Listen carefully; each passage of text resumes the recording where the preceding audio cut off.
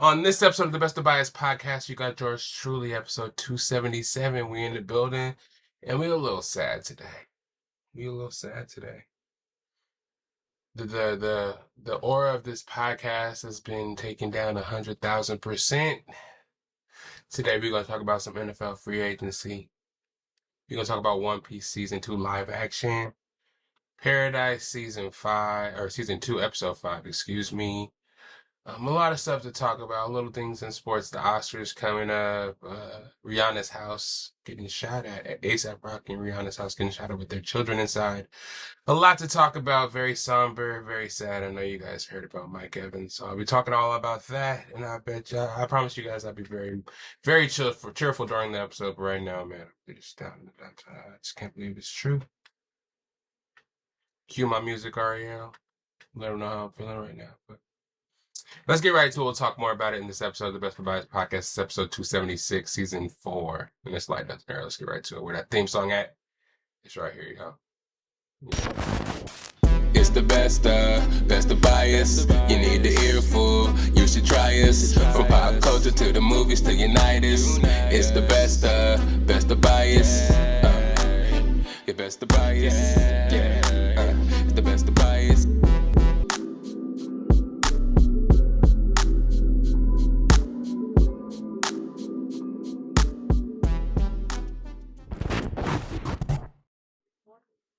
What's going on, everybody? It's time for another episode of the Best of Bias Podcast, starring yours truly, Lydell Dinero, the sad man, the bad man, but you know where he's at, man. Best of Bias Podcast, episode 276. You heard about it in the beginning. You already know where we at with it. Thank you guys for being here. Thank you so much for being here to help me mourn the death of a legacy. It's a sad day. It's a sad day to be a Bucs fan. A sad day to be me. I don't want to be super selfish in the beginning and not ask you guys how you're doing today, because I know you know that's how we start these pods. It's almost springtime. The weather's getting warm. I should be happy right now, right? The world is going from this super freezing cold, frigid terrain to this beautiful transitional period to where everybody is coming back outside to the warmth and into the welcome of the sun. You have new teams starting anew, getting new players. You have players in the combine getting ready to go into the NFL. The sun is shining, the birds are chirping everywhere in the world. But there's one bit of news that shook the whole system, put a blip in the multiverse, caused an incursion, if you will. But let me back up. Let me back up again. This is not all about me today. It's not all about me today. But I haven't talked much about it. I've been hurt. But again. How you guys doing today? You know, it's the weekend now. We made it through the week. Yada, yada, yada. You already know how I get down. And I'm not taking this lightly. Don't get me wrong. I really do care about how y'all feeling today. It's just today, I need a shoulder. I need a shoulder from y'all, bro. I need a shoulder from y'all. The boundaries of my fandom is being really, really, really tested right now. I'm trying to keep it together. You know how I rock with my teams and stuff. I'm no fair weather. I'm going to stand 10 toes with my teams no matter what. But this decision that the Glazers, Jason Light, Todd Bowles and company made changed our franchise forever. And it doesn't seem like it's for the better. Speechless. But we got a loaded episode today. A lot of stuff to talk about. I have a list here. You already know I have plenty of stuff to talk about with y'all.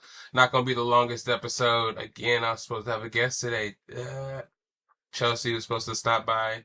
We were supposed to talk some mess and catch up and ask some questions, some springtime questions, and get you guys ingratiated to the spring.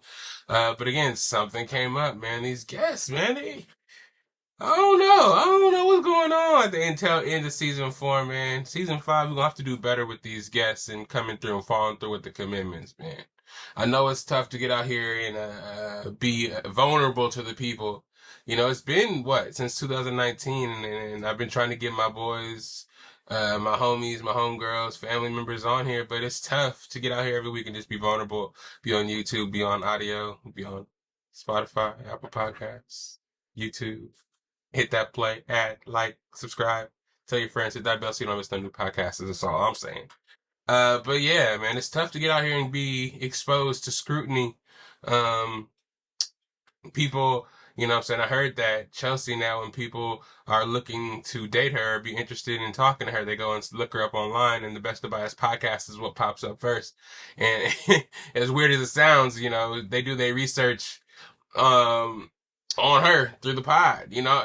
I get it. I get it. You're very vulnerable being on this pod, and maybe you are super low key. But you know what I'm saying? There's nothing to hide. The family is very accepting of everybody that comes on, and loves for the people to come on. So, yes, if that's the reason why you talk about wanting to be on and don't want to be on, yeah, don't be scared. It's gonna be okay. I promise you. I know it's not the reason Chelsea told me she had something to come up. That's why she couldn't make it. But I'm just giving her a hard time. You feel me? But it's just me today again, guys. Don't look so upset. It's gonna be a great episode. I won't cry the whole episode. We have some cool stuff to talk about. Other than Mike Evans getting traded or not getting re-signed to the Buccaneers and ended up on the 49ers. Yeah, I know all the 49ers fans out there. Shut up, you went to a better team. It's a better opportunity. Mike Evans is the best receiver in the world now. Yeah, I get it. But I'll get into that again in a little bit. But yeah, springtime's here, guys. I hope you guys are, well, it's not here quite yet, but it's almost here.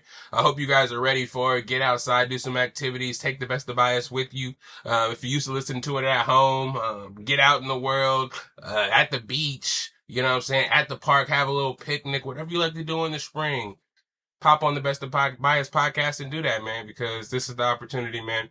The world may be crazy outside.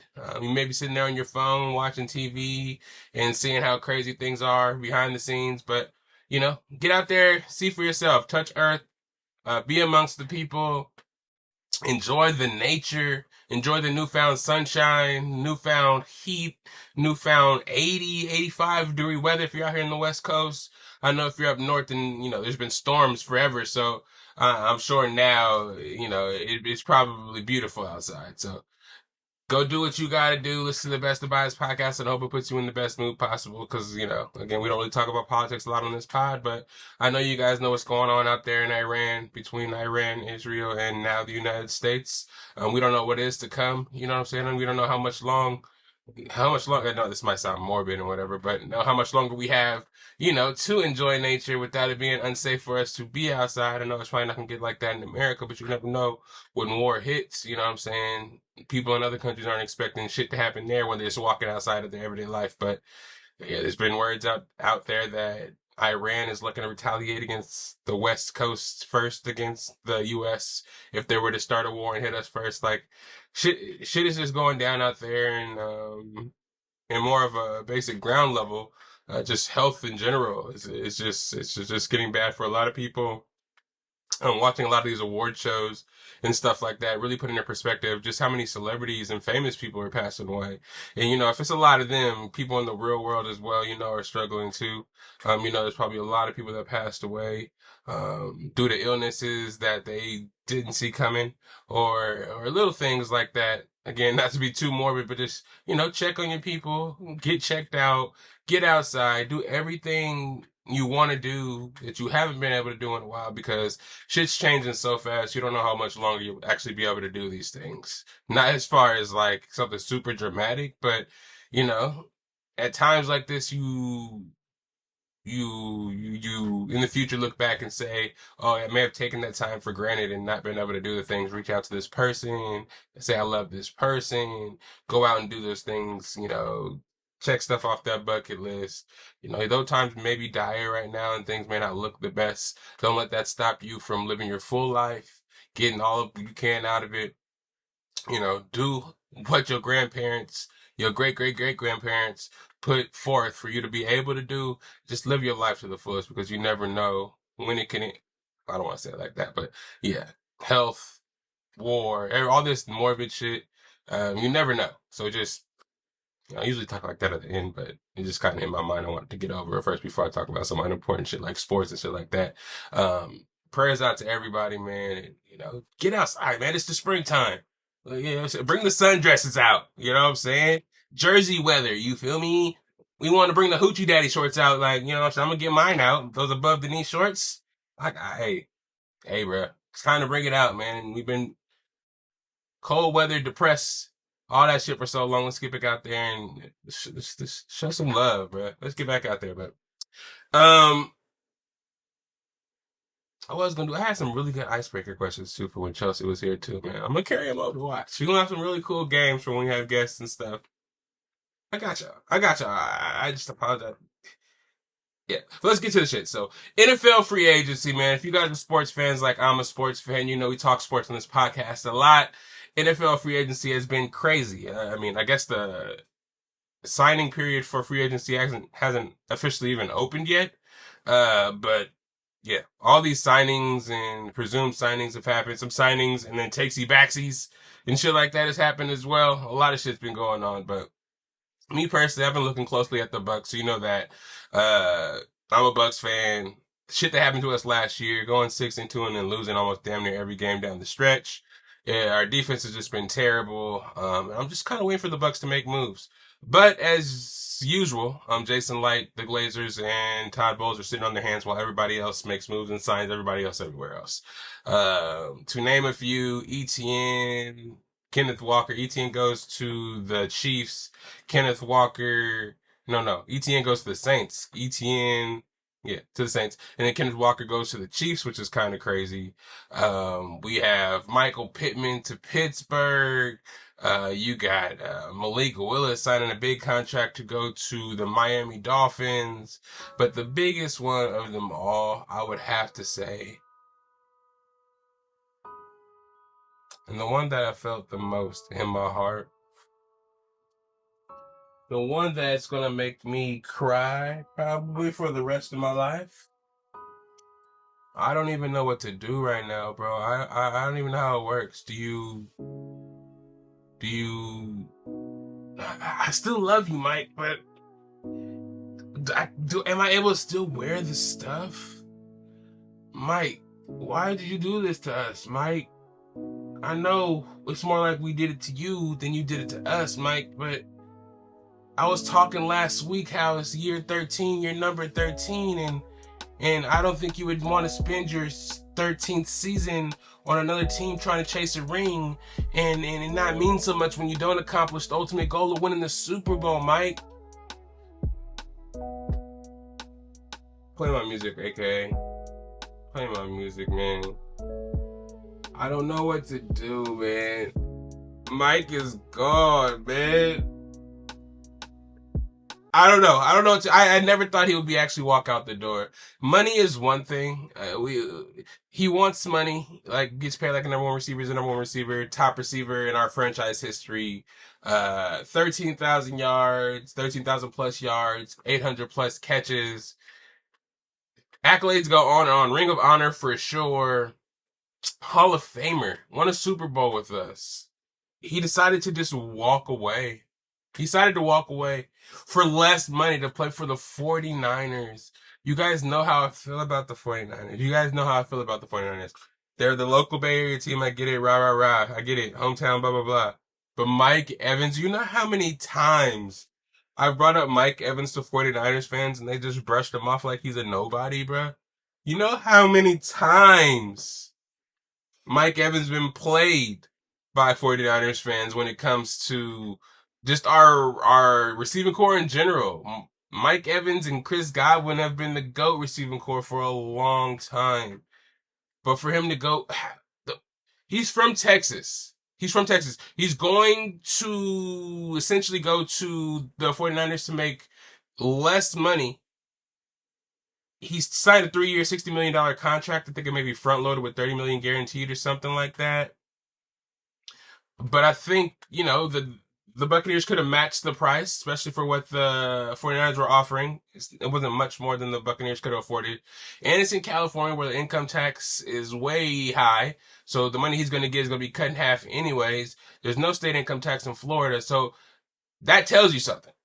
He felt so bad about the Buccaneers team and what happened this year. I've never, ever seen him so mad as that Thursday night football game when we let the Atlanta Falcons convert on 3rd and 28 and a 4th and 14 to kick a game-winning field goal to win the game. He balled out after coming back from a broken clavicle and a concussion, and he walked off the field early, screaming out, 3rd and 28. That was the last straw. We thought, oh, Mikey was just mad and emotional in the moment. You know what I'm saying? He's a team guy. He'll come back no matter what the Glazers or Jason Light or Todd Bowles, whatever blame that they have or on the downfall of the season. Uh, I just feel like they kind of felt like Mike Evans would just be that team guy he's always been and just come back. And he can't do it. He can't do it. He's been on the team for so long. He's been the best player on the Bucs for so long since he was drafted in what, 2007 or some shit? I don't know. Something like that. I don't know. It's just kind of crazy to me how we can let the most loyal, most like popular player in Tampa, the man of the man of the year all the time in Tampa. His foundation does incredible things in Tampa Bay. To let him walk out the door and go clear across the country. He went to a team in a division where not only the Super Bowl winners are in that division, but you have the Rams who are stacking up Trent McDuffie and Watson over there at corner just stacking up. And then I don't know, the Cardinals aren't really that good, but you already know what the Rams are doing. To have those three teams fighting it out and him rather play over there than in a winnable NFC South, it's just crazy, man. It's just crazy. I don't know whether to be mad at Mike Evans or just be happy for him. I should be happy for him. I should be grateful for all the pleasure, that he brought over to me and the Buccaneers. I should be able to be happy about that and rejoice about it, but I just feel hurt. I feel hurt by both sides, and for them not to sign anybody. We see the Ravens go out and give 2 first-round picks for Max Crosby, and even though that got taken back due to the physicals, the physicals and the medical records not looking too great for Max Crosby and that meniscus, they were still able to go out and get Trey Hendrickson for 4 years for $114 million. They had that in the works, all with that trade already going through, presumably, and been backfiring. And they had the deal done. We sit here and watch every other player go out the door. Bradley Chubb signs to the Bills. Every edge rusher we can possibly take, we don't take. If you're not going to sign Mike Evans back, what the fuck are you doing? What the fuck are you doing? Spend some goddamn money. You won a Super Bowl. We won another Super Bowl back in 2012. We won a Super Bowl in 2021. We want to win another Super Bowl. You see all these other teams making moves to win. You see the Eagles, Ravens, 49ers, Bills do shit every year, no matter what their salary cap is. But we sit on our hands and don't do shit. And not only do we not do shit, you let Mike Evans walk out the door, bro. You let Mike Evans walk out the fucking door. Big 1-3, bro. Big fucking 1-3. I'm sick to my fucking stomach, fam. What the fuck are you doing? What the fuck are you doing? That's the best thing the team had going, and I don't want to knock the receivers that we have. The offense that we have, I mean, I personally think if we draft Kenyon Sadiq at 15, and with our new offensive coordinator and the quarterback coach from Indiana, I think we could have something going.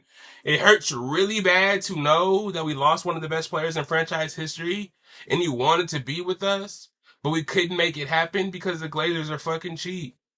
I just don't get it. I just don't get it how teams can be so cheap. I get that they're billionaires and they have other interests and other vested interests and don't want to put big money in other places, but you have fans that are bringing you money every year. Though it may not be your biggest stream of income, you shouldn't treat the fans like shit. You know what I'm saying? You know what I'm saying? It's just crazy. It's crazy.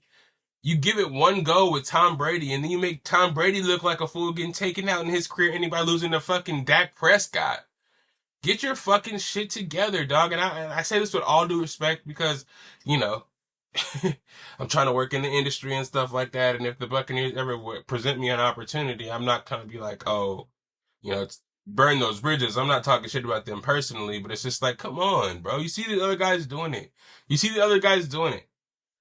The returns are incredible.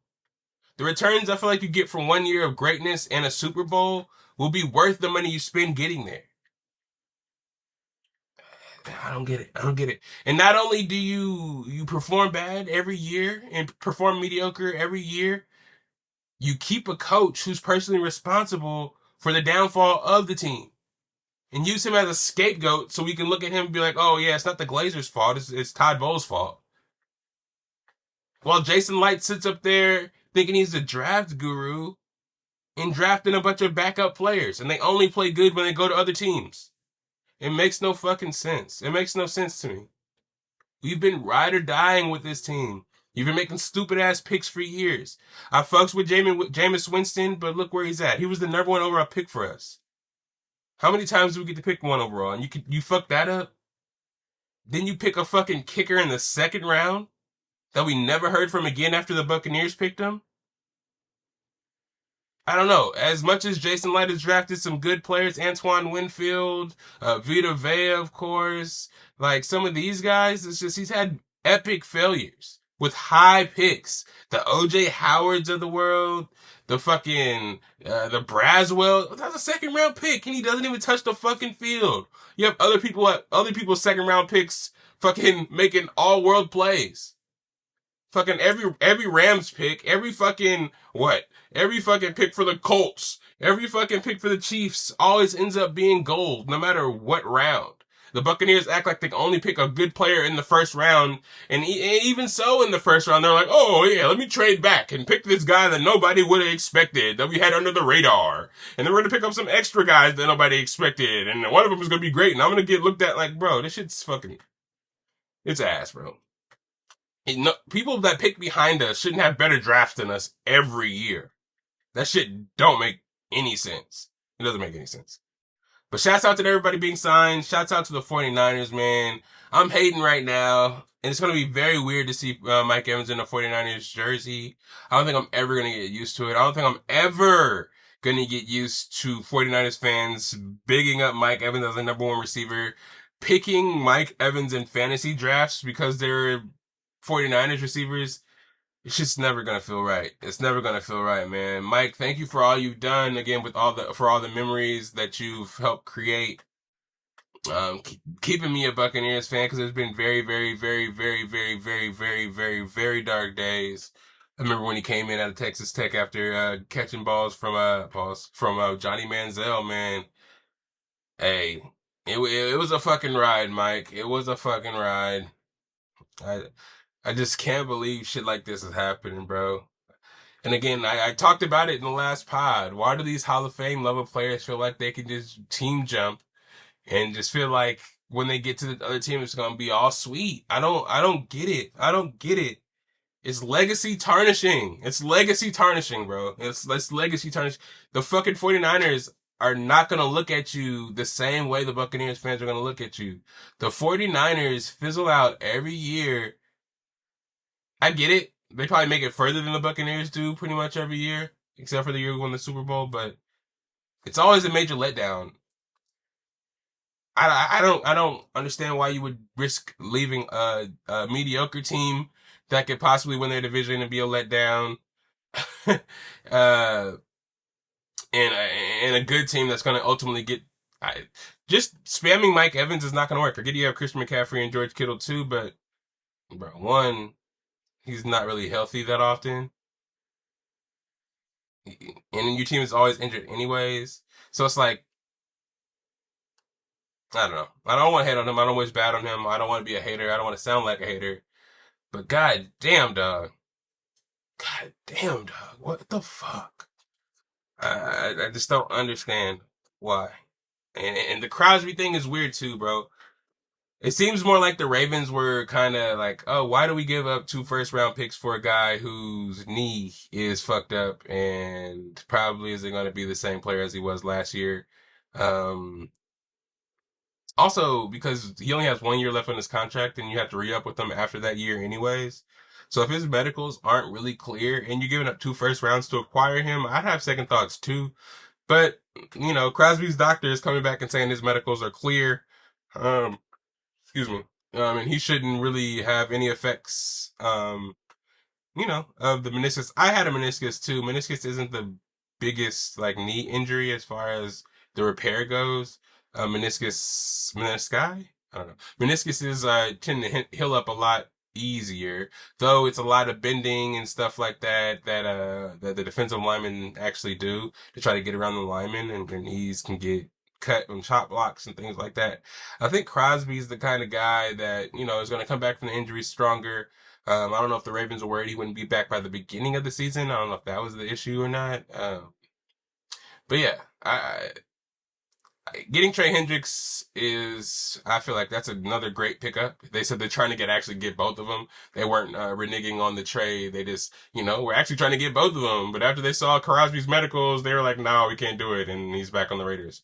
But the Raiders signed 1 billion people, linebackers and corners and stuff like that as well. So, yeah, I don't know. We don't even know if Max Crosby can stay on the team anymore, but we're going to see what happens. Hopefully the Buccaneers can jump back in that ring, since those medicals did come out. Maybe they want 2 1s for him. Maybe it could be some 2s or something like that. A 2 and a 3 or something like that. Maybe the price goes down a little bit. Maybe that's what the Buccaneers are waiting for, but that shit's kind of crazy. That shit's kind of crazy. I know Max Crosby is feeling unwanted right now. The Raiders don't want to re-sign him. He gets traded to the Ravens. The Ravens trade him back. And I don't know, man. I think it's a tactic to get his value down. He'll eventually sign somewhere. Hopefully it's the Buccaneers, but yeah, a lot of stuff going down. Shoot. Kyler Murray may go to the Vikings, you know what I mean? It's a lot of stuff happening, a lot of shifting going on. Last year was a lot of shifting. This year is a lot of the same. Teams trying to get better, man. That's all the Chiefs were able to do. Though a lot of teams in the AFC got hurt, a lot of good teams kind of making the route for the Seahawks just basically be the Rams, essentially. Yeah, we'll see what happens next year, man. The NFL is heating up as we get through free agency. We'll get to the draft here in a couple of weeks. We'll see what happens there. With all this fucking free agency stuff going on, a lot of people's mock drafts have gotten shaken up a lot. People making trades now that had needs to fill can make value picks due to a lot of those positions getting filled in free agency. So we'll see what happens. I have a lot more to report to you guys when NFL gets the draft underway and as the end of this week. Or actually, man, it's the end of the week now, so I may miss some stuff. So sorry if I do miss some stuff. I'm recording this Wednesday, so if anything happens after Wednesday, I may not report it, but check out the Instagram. I'll definitely have it on there.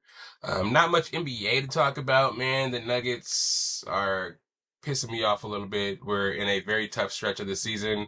Back into the season, we probably have the toughest remaining schedule in the NBA. Playing OKC 3 times. We play fucking San Antonio 3 times. Lakers twice. Timberwolves. Just a whole bunch of shit. With, again, the West being really close. 2 games out of 3rd, but 2 games out of 7th. And if you drop to 7th, you're in the play-in. Yeah, we don't want none of that, but of course we're playing the Houston Rockets right now with the Spurs on a back-to-back. We're playing them, and we play Houston right now and play Spurs tomorrow. So shit's getting rough. We have to dig deep. All these injuries happening and things like that. We have to see what's gonna happen. I don't know, man. I'm just wishing that we stay out of the play-in. We don't get matched up with one of the first 2 seeds. Anybody besides OKC and the Spurs in the first round is okay with me. I think we match up well with anybody. Houston, Minnesota, the Lakers, Phoenix Suns, any of those guys at full health. I think we could take any of those guys. So, as we get healthier, Aaron Gordon coming back, scoring 19 points in the first quarter in the second game back from that being long off from that hamstring. Hopefully we get Peyton Watson back, and then after that we'll be able to compete with anybody. We take OKC wire to wire with people out. They had people out last game too, but the game before that we took them to overtime. And in this game they had a couple of their starters out, a couple of backups out. We had Peyton Watson out, but we were able to stick with them again, and it came down to the last shot. SGA hit the buzzer beater. SGA's good, man. Does a lot of foul baiting. I'll talk my shit about SGA all day. You already know that, but yeah, he's good, man. I didn't think he had a 3-point shot like that. I don't watch every OKC game because, I'm busy watching the Nuggets more so, but that turnaround jumper he had a spin jumper off the glass. I'm like, bruh, wow. And then him to hit those 2 3-pointers, talk shit about Christian Brown in the process. It was a lot. I just let SGA feel himself right now. Those stupid ass quotes and those stupid ass outfits at the end of games. It's okay. I feel like this year in the playoffs, we'll have a deeper team. Hopefully we get the full team together and play for a good amount of games before the playoffs start. Have the first round be a warm up, and then once we get to OKC, I feel like we'll be ready this time. We'll be ready, especially with a full deck, man. We will be ready. I'll let you know that for sure. But NBA wise, all I really want to talk about was Bam Adebayo, man. I want to give him his flowers, brother. 83 goddamn points, brother. 83 of them things. You know how Kobe Bryant, of course, had the 81-point game against the Raptors. Wilt Chamberlain had famously the 100-point game. But I never thought in the modern day that we would see a 83-point game. I think Jokic held the highest point scoring game this season with 56. But obviously Bam blew that one out of the water with that game against Washington. Washington is in full tank mode. That is apparent, but to be able to let one player get 83 points, 43 motherfucking free throws. He didn't make all 43, but he made like 30 something free throws. And he made 7 out of 22 3-pointers. So all the other points came from either the free throw line or fucking mid-range jumpers or layups. So I didn't watch the game, but I heard that there were some intentional free throws being missed, some air balls being thrown up by Bam and the teammates hustling to get the ball back, just throw it back to him to beat the record. People are hating on it, man, but 83 points is tough to do. I don't think anybody else is going to ever be able to do that. Yeah, it's a crazy feat. Shout out him. People were saying he was energized by, Asia Wilson and those twins that he's having. You know what I'm saying? Nothing's better than having the energy of a woman beside you, to put that battery in your back to gas you up. And ever since that relationship became public and Asia Wilson won the championship and then she became pregnant, he's been playing with a different kind of fire. You know what I'm saying? We've been hearing a lot more about the Miami Heat, even though they're not really that good, but we're hearing Bam's out there tearing it up. And if you know Bam's game, as it was being spread around the NBA that Bam did score all those points, everybody was like, what the fuck? Bam averages 5 free throws a game. From now 40 is crazy work. Is crazy work. And people knowing this game mid-range all day, for him to try to even shoot 7 threes is crazy. For him to make 7 threes is crazy. And to have 83 points is unheard of. None of the players in the NBA right now, I don't think, would be even try to get 83 points. But to succeed in doing it is probably crazy to watch. In Washington, you should be a goddamn shame to yourself. Whoever was guarding him in that game, actually the whole team, for anybody that dropped 83 points in your head in the modern day basketball era, though it's a lot softer than before, brother, you guys are atrocious. I don't know what y'all doing. And again, fix the tanking because nobody wants to see that. The fans that paid for that game, especially if it was in Washington, that's a nutty. But shout out him. Shout out Asia too. Shout out to Asia 2s that's dropping. Moving on into the WNBA, actually, since I'm talking about Asia Wilson. I think March 10th was the last day for the WNBA and the WNBA PA to come to an agreement on wages for the season to start on time. Yeah, I have a vested interest because, as you guys know, I have season tickets to the Valkyrie and I've been paying for those bitches. So, this season better be underway here soon because, yeah, there's been a lot of momentum with Unrivaled, bunch of money being made there, a lot of eyes last year with the WNBA. Yeah, Stephen A said it kind of weird this morning, but the momentum you guys made coming out of last season, going into this season, you gotta keep it going to build on the sport, to keep that money flowing in, to people to take the sport serious, to keep the eyes there. Because if we miss the season this year, it could do way more harm than it can do good. I mean, maybe not for the good players because they can always go to Unrivaled and make that money. But if they don't play the season, I would feel some kind of way if I was WNBA and they're going over there to just do Unrivaled all the time. It's like, nah, you guys have to play your contractual obligations to play for these teams.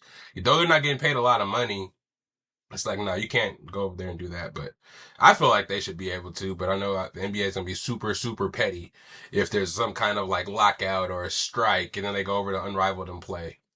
Yeah, it's going to look crazy. I just hope that everything gets taken care of. They deserve at least a couple mil. You have it. You guys have it. You guys haven't. It's not hella teams, not hella players. And not all of them are hella upper tier players. So, come on, guys. It's just petty. It's petty as fuck. Not as far as the WNBA players, but I'm talking about the WNBA. Give them a little bit more money, make a deal to where it makes sense, and it can increase based on what you guys are doing the next season. If the numbers are the same, if the interest is the same, then, everything should be all good. But this whole, oh no, we can't, $200,000? Like, that's what I think Chelsea Gray made in the whole season last year and winning the championship. And she won like almost the same amount, or if not more, winning the championship in Unrivaled. Or actually, no, she won the one-on-one tournament in Unrivaled. Like, what the fuck? Make it make sense. So what's going to motivate these players to come back and play in the WNBA if they're making money off court? Have to do so much more to make money off the court when the sport they actually pay or play is not paying anything. That shit's crazy. So apparently during the meeting on the 10th, they agreed to an extension to work a little bit longer to keep the season on track. I know I'm rough, guys. I know y'all looking at me like, why this nigga not shaving? I'm trying to grow a beard, bruh. My beard does not fucking grow. I will cut it before next episode. I'm telling you guys. I promise you I'll cut it. I know I'm looking crazy. So don't judge me, y'all. Anyways, but yeah, man, pay them what they were. Get them back on TV. We want to be at the games. The Valkyries, Valhalla is lit. You know what I'm saying? Valhalla. It's lit over there. I haven't been there, but my mom has, my family has, my cousin works there. So it's lit. It's like one of the most supported WNBA franchises in its first year. Selling out games. We can't stop the momentum. We want to build on that. We want to build on that and keep it going. We want to keep the WNBA as a destination. The young ladies want to strive for playing in WNBA, playing in NCAA, because we have future stars. Azizi Fudge coming in. She's gonna be nice. You know what I'm saying? She's gonna be nice, and her going to play on the same team as Paige Becker is gonna be even better TV. So come on now, let's get it together. They got an extension, so there's no lockout. There's no hold. There's no official hold on the season yet. So hopefully after this little extension, they can figure it out and get these negotiations handled, ironed out, and play some ball. Pop culture. This one's really fucking weird. This is really, really, really fucking weird. Rihanna's house being shot at by a fucking stalker fan. Some lady named Ivana Ortiz. Of course we don't know who she is, but we do now. She's some crazy ass person who, I guess, regularly makes videos about how Rihanna is the devil and how Rihanna is trying to kill her. I don't know, not literally, but like ideally, I guess. She would just go on crazy ass rants about how Rihanna was doing stuff in the public and obviously was doing it towards her. It's very incoherent. Again, people hate when they go straight to mental health when it comes to people doing crazy shit and feeling like, okay, this person is gonna go to a mental health institution instead of jail, and I can really learn from what they did, and people are gonna take sympathy on them and not take it as serious because there's mental health issues. Nah, man. This needs to be ways for us to diagnose it better and not necessarily handle these people with kid gloves if they do something wrong, but having more ways to prevent these things from happening by having special places for these people to go early, detect the mental health issues early, not necessarily medicate people, because yeah, that's not always the answer at all.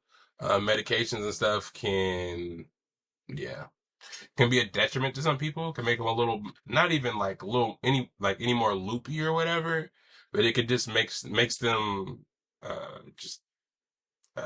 what's the word? When they're just incoherent and just, not, in a non-cognitive state at all. So, I don't know. When I think of like insane asylums and mental health facilities, I think of like fucking Shutter Island and shit like that. Just the shit that they put in movies. So I don't know. And I also see movies where people fake to act like they're mentally not fit to go to regular jail, so they get put in a little less harsh situations. You know what I mean? But sometimes you can see when a person is crazy and this person isn't all there. She seems like a really religious person. She's seen on the rants holding this religious book. It keeps quoting the Bible and Jesus and doing things in Jesus' name. But you know, one day she got it in her head to get in her Tesla and drive over to Rihanna's house. I don't know how her house is so accessible to where she can get a rifle and shoot through the windows of Rihanna's house. Rihanna was actually there with her kids. I don't know if ASAP was there, but Rihanna was there with her two, not if three kids at this point. Um, and yeah, this lady was arrested, taken to jail, held there with like, I don't know if it was attempted murder, but it should be attempted murder, and held on a $10 million bond. I don't know. It seems really close to a Selena situation. Seems like somebody who is a super fan and obsessed with Rihanna and decided to go do some crazy shit. I don't know. It's just kind of weird how a lot of these people that go and do things to famous people or very rich people, business CEOs and stuff like that, it always seems to be some kind of religious tie-in to it, to where it's like, oh, my higher power told me to go do this, so I went to go do this, and it's kind of just written off as mental health, and people don't really take it as serious as they should, man. Like people going to these celebrities' houses, hiding in their houses, shooting in their houses is nuts. It's nuts. If you think about it as a regular person, and they're doing this to famous people who's supposed to have the highest level of security at their homes, just think about what people can do to regular people. You know what I mean? I just don't. I just think it's the weirdest thing in the world that star maps exist. These famous people's houses, the locations are given away, and people can just find it by Googling it. Why? How? That shouldn't be something. I get it. We give away our information in all these databases when we do Instagram or whatever, but shit, it shouldn't be that accessible. The internet shouldn't give away these things that easily. It should be password protected. I don't know how you password protect your house, but I don't know. I don't know. Or it's just yeah, it's just tough. It's just tough for me to comprehend. Luckily, she's okay. She got out of there right away. If I was her, I would fly to Barbados today. Go chill there at a country that you know that everybody loves you, and you'll be protected there with them. Because you never know here, man. There's a whole bunch of conspiracies all over the place, especially for the rich and powerful people. Rihanna's a billionaire. Especially with our black billionaires, man, to be honest, man, there's like a lot of conspiracy stuff happening to kind of try to take them out. Some stuff could be real, because rich people do weird ass shit for some reason once they get money. But yeah, man, I take it serious, man, and do whatever I could to neutralize that threat. You may have caught her, but I'd still stay out of the state or something for a little bit to make sure everything is calmed down, make sure this wasn't no hit that was put on by somebody and made it seem like it was just crazy lady that was just out here doing shit and being hella performative, because you never know nowadays. You never fucking know. You never know. It's just crazy. The whole fucking price of fame is nuts. It's like you come to this country trying to get rich one way. If something doesn't work, you try one thing to get rich. Once you make it, it opens up a whole nother level of threats. Like, huh? Shooting in my house with a rifle? For what? For what? I don't know you. I've done nothing to you. For somebody just to be able to go out there and do that. This is not Grand Theft Auto. This is not a simulation. Or is it? I like, how do you stop these things? How do you stop these things? You really can't, because I was out in the world today and I was like, for any reason in the world, this person that's standing behind me can just try to punch me in my head right now or try to attack me. You know what I'm saying? It may not be in this person's nature to do so, but you never know nowadays. You don't know people. You don't know how people are. I seen somebody walking in New York. This random ass guy and this Asian guy was waiting at the light. This guy takes out a knife and stabs this man in the back for no reason. It just takes off down the street. Like, what the fuck? Like, big ass butcher knife, stab him in the shit. What are we doing, bro? Like, this is, I don't know. We come to America hoping to live this life that we don't have to worry about shit like this that's happening in the third world countries, but nah, we out here living like that right now. At least these other countries can't have access to guns. We out here shooting, killing each other every fucking minute of every day, dog. It's just so fucking crazy, bro. Like, why? Somebody explain this weird shit. And then we put it online and it's glorified, and then we have these copycat people that go out there and try to do the same shit. The fuck? I don't know, man. It's just nutty. It's just nutty. Shouts out, prayers out to Rihanna, ASAP children. Put her under the jail. Please make an example, because these shits shouldn't just be flying under the radar. Oh, somebody tried to shoot at Rihanna's house the next day, or shoot at Rihanna's house yesterday, and then the next day it just moves on like it's just a cycle in the news. Oh, whatever. It's fucking weird. It's fucking weird. Moving on, Oscars. I mean, I talked about this so much. I think it's coming up on the 15th. We're getting closer and closer. It's going to be on YouTube this year. Tune in, support, man. We're getting the reports and predictions about the movies and the big awards. Best male actor, all that jazz, best picture. There's a lot of categories in the Oscars, but you know which ones I'm here for, and you know you know who I want to win those awards. Again, shout out One Battle After Another. Shout out to Marty McFly. I fucks with everybody involved. Leonardo DiCaprio, Tiana Taylor, Timothy Chalamet, whoever played his girl in that movie. Hey, what's up?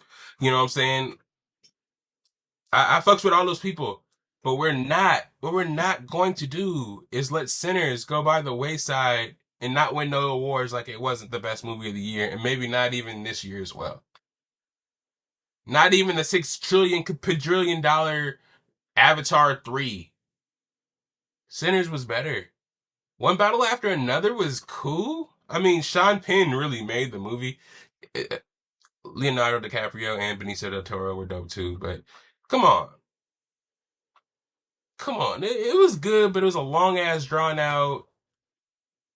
I don't know. It was cool. And then Marty McFly, it wasn't even as good as One Battle After Another. Again, I don't know the dude that plays Marty McFly. Marty Supreme. I don't know that guy in real life, so I don't know how accurate Timothy Chalamet was to the actual character and the portrayal. But I don't think it was good enough to beat Michael B. Jordan in anything he did in Sinners. Call me biased if you want. This is the Best of Bias podcast, but no. Leonardo DiCaprio, no. Nobody from that movie should win Best Actor. That movie should not win Best Picture. It shouldn't. I don't know. Maybe it's just me, and maybe I'm just biased, but make sure you guys support. I'll be there. All this warm up, the SAG Awards, the BAFTAs, Golden Globes, all that other shit. Like I said, mere bag of shells. Mere bag of shells. Thank you for the recognition. Thank you for trying to slight us in all these categories and all these other shows. You try to call us a nigga at one of them. Oscars is where the money is made. And that's what we need to do. Get this goddamn money. Give us this recognition. Give Ryan Coogler the keys to Marvel. Give Ryan Coogler the keys to X-Files. Let Michael B. Jordan get his toes wet in Fourth Wing. Let Michael B. Jordan get his feet wet in anime. Spread it out, bro. Keep it going. We like what we doing here.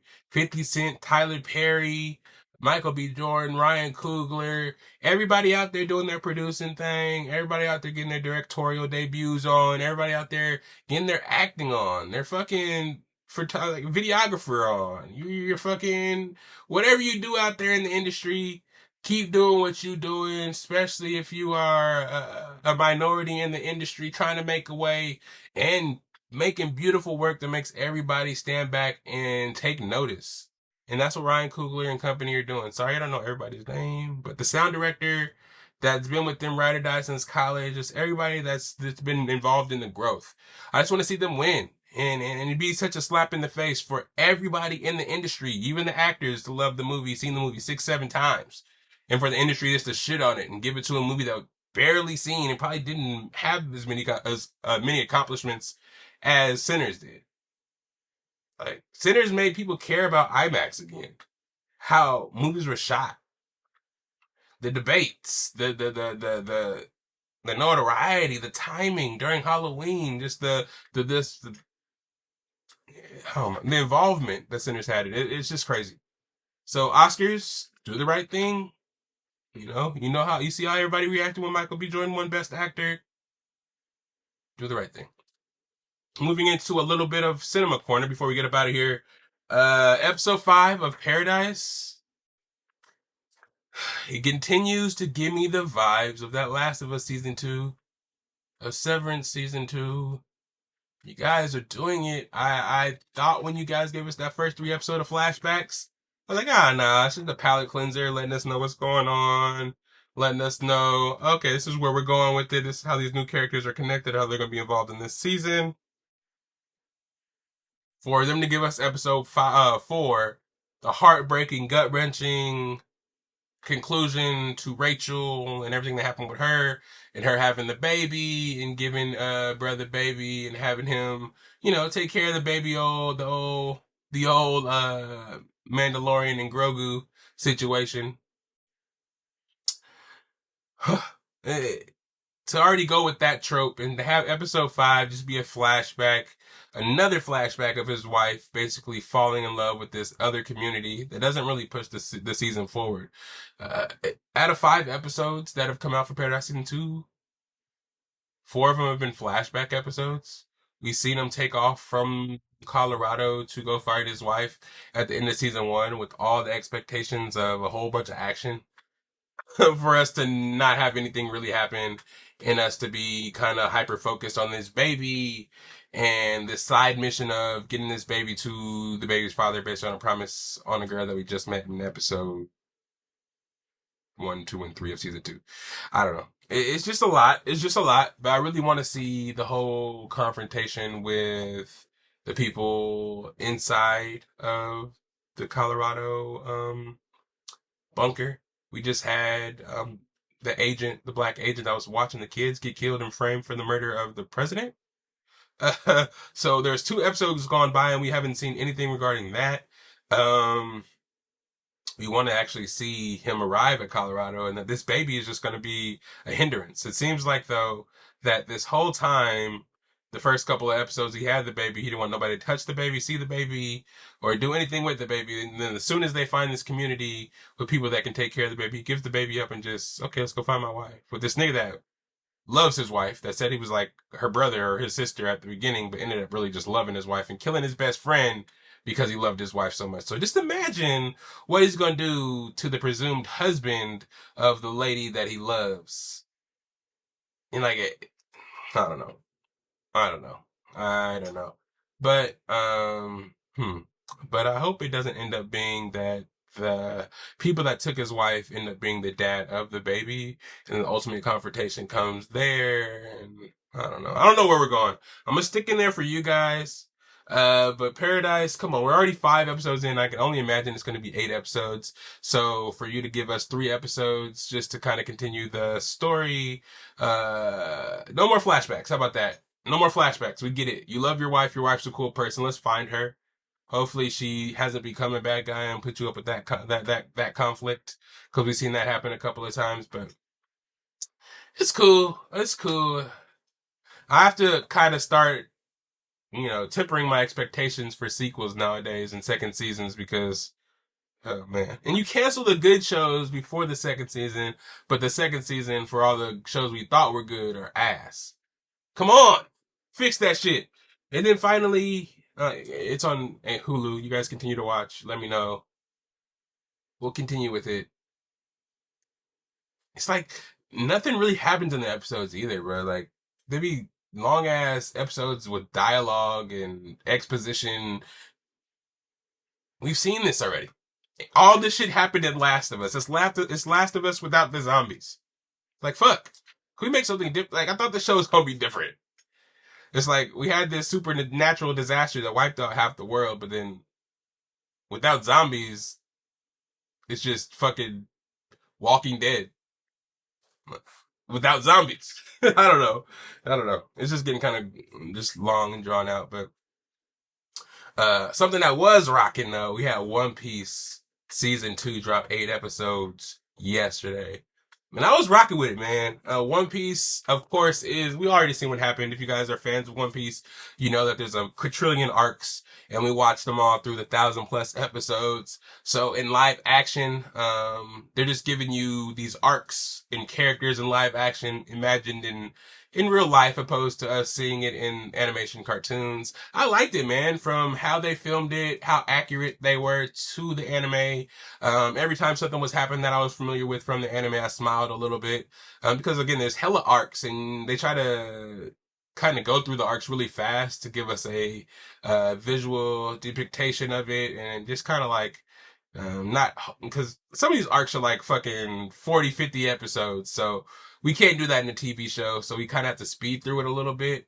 And the practical effects, seeing these people in the costume, seeing Chopper kind of start off as a CGI kind of reindeer, but when he gets hella big and a buff Chopper, you could tell as a person in a suit. That shit was dope. Zoro getting down in season 2. I love the fighting. Sanji, they gave him a lot of character. See, they kind of level him out now that he's not fucking super girl crazy and his fucking nose doesn't bleed every time he sees a cute girl. We see him see Robin and Nami and Vivi, and he's not hella like aggressive and sexual assaulty. You know what I'm saying? He's kind of level headed. Though he hella likes them, and kind of he favors Nami, because we kind of get a hint of that with all the shit that happens throughout the season. It's not hella like over the top like it really is in the comics. Chopper, I think, was really comic book accurate. He looks crazy. He reminded me of the Grinch when he got into the turning the buff Chopper. But I can't wait to see when he turns into the fucking kaiju super titan form of Chopper. That's gonna be sick. I like how they showed us Nico Robin before she turned over and became a good guy. I know her arc is gonna be crazy in the next season because her arc is fucking sad as shit. All the arcs are really sad, but yeah, Nico Robin shit is crazy as fuck. So to see her story arc be live is gonna be dope. Yeah, seeing the giants out there on the island was dope. I love me some kaiju, so seeing how big and the scaling of size was dope. Seeing I've forgotten all these fucking names. All the fucking whale. And seeing Brook before he turned into the skeleton. They didn't really give us Brook the whole season, but they gave us a view of what he looked like before he died, with the arc of, the whale was actually waiting for his homies to come back, and is crashing his head into the wall until his friends do come back. Yeah, it was good shit, man. I loved all the arcs that they put into it. I encourage any One Piece fans to watch it. It's just really, really weird seeing Luffy be Brazilian. It seems like he's a Brazilian dude. Though it's pretty comic book accurate, or excuse me, manga accurate. He's not Asian, like everybody thinks all the anime characters are Asian. Nah, he's actually I think he's supposed to be Brazilian, a Brazilian dude, and the actor did a good job of portraying Luffy, kind of the happy-go-lucky dumbass that only thinks about fighting and eating, really. Zoro being the drunk with the bad directions. Sanji did great.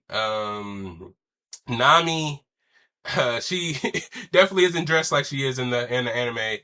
She has a lot more clothes on, which is probably a good thing for this climate. They can't make the anime characters look like they're doing the anime, or else there'll be so many complaints. What else? Usopp. I like Usopp, man. The Usopp dude does a really good job of playing Usopp, the liar. He wants to be he wants to be a warrior so bad, be brave, but he's really just a coward with he has good strategy from here to there, but he never really gets over himself until the training arc when he gets hella buff. I don't know if they'll have that in one of the seasons, but there's so much opportunity to have like a million seasons of this, as long as the actors can not age out of the characters. Just keep recording, or just keep filming them back to back to back to back, and just keep it going, man. They had enough CGI, and they did it. Especially when the Baroque agents were there. Agent 12 and 13 had the animal CGI, some silly stuff, especially with the slug phones. There's some silly stuff in there, but when One Piece has an anime, there's silly stuff in there to where it makes it acceptable. Some of the practical effects reminded me of some of like the movies made in Japan and stuff like that. Some of the effects that they use that look kind of corny, but it was blended just enough to be passable for, I wouldn't say silly anime, but crazy shit happens in One Piece that's not really easy to portray in live action. Especially when like Luffy grabbed the 2 rocks and stopped the cart with his chest and made it flip over when he was stopping Vivi and I forgot the fucking caretaker's name, but yeah, it does what it can. And it's a good attempt at a live action for one of the most popular animes in the world, and they get my kudos. I loved it. Fucking Chopper's arc is sad as fuck with the doctor. Oh my gosh, I knew they were gonna go there when they brought Chopper into it. That whole arc, the last 2 episodes, heart-wrenching. But yeah, man, just the shenanigans of the Straw Hat Crew, man, just running the live action made my heart warm, you know what I mean? I'm probably gonna go rewatch it again. I binged it in like one day. You know how I get down, especially when it's already dubs. We in there, you know what I'm saying? But it was amazing. You guys check it out right now. It's on Netflix right now. Watch it twice. You feel me? Epic as fuck, man. I need to drop the next season really soon. I can't wait another 2 years for this shit to drop. Let's just keep it going. 8 episodes ain't enough. We need like 10, 16 of them bitches, man. Y'all got it. But yeah. But that's all, y'all. I mean, short and sweet. Had a little bit to talk about with y'all, man. I just wanted y'all to know that I'm fucking sad. 49ers, I'm hating on y'all for the next couple of years. I hope you guys are ready for that, and I hope you guys are okay with that. You brought it to yourselves. All the text messages, all the congratulations, all the Big Mike's a Niner now, bro. Big Mike, dog. How about this? Sorry, audio listeners, you don't know I just flipped off the camera because I'm still fucking bitter. The Nuggets better win the championship this year. That's the only way my heart's not gonna stay broken. But yes, you guys already know where to find me at. It's SZN4 on the Instagram, Patrick_Lydell on the Snapchat. Best of Bias, we're everywhere. You already know on the Instagram, it's Best of Bias. Of course, TikTok, I'm on there as well, Best of Bias. And on YouTube, aka blesses us with videos all the time, helps us out, man. I'm trying to get these thumbnails together, you know what I'm saying, so we can have some cool little thumbnails for y'all to click on when y'all click on the videos. I know y'all just see me in different fits kind of posing or doing some weird shit every time, but hey, I do it for y'all, man. I try to stay dripped out for y'all, you feel me? But thumbnails, I'm getting it together. I'm my own editor, I'm my own producer. I gotta do everything myself. I ain't got 17 niggas in my podcast to help do everything. It's just me and AKA, and I'm doing the best that I can for y'all, so bear with me. We're going to keep on elevating. We're going to have some guests on. We have a whole bunch of rain checks from people that owe me an episode. So don't worry. We will have guests on. It won't be just me ranting in this beautiful office all the time. I promise you guys. And I try to promise you guys all the time. And I'll be lying sometimes. But I be trying, dog. I be trying to get out here. I be doing this every week. And sometimes it's hard to get people to commit to the same schedule as me. And I get it. It's the Best of Bias podcast starring Lydell Dinero. It's not the Best of Bias podcast starring them, so it's not as important to them as it is to me, and that's how it goes, and I feel it, but I have no problem talking with my people for a while and getting all my thoughts on the table, and I hope you guys are doing well, and hope you guys receive it the way I'm giving it out, you feel me?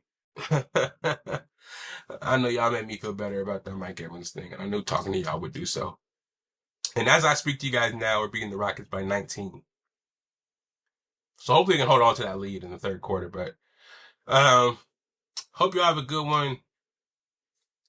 Hope y'all able to enjoy the weather.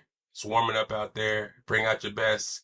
Stay in the gym. Get healthy, you know what I'm saying? So you can have that body you wanted for the summertime, for the springtime. You know what I'm saying? It's right there for you. Go ahead and grab it. You feel me? You know what I mean? The spring and summer, not. Yeah. But yeah, it's the Best of Bias podcast, episode 277. 77. You know what I'm saying? Let's get up out here where that theme song at. It's Lydell Dinero. Love y'all. We out. Where that theme song at? It's right here. It's the best of Bias. You need the earful, you should try us. From pop culture to the movies to unite us. It's the best of Bias. The best of Bias. Yeah.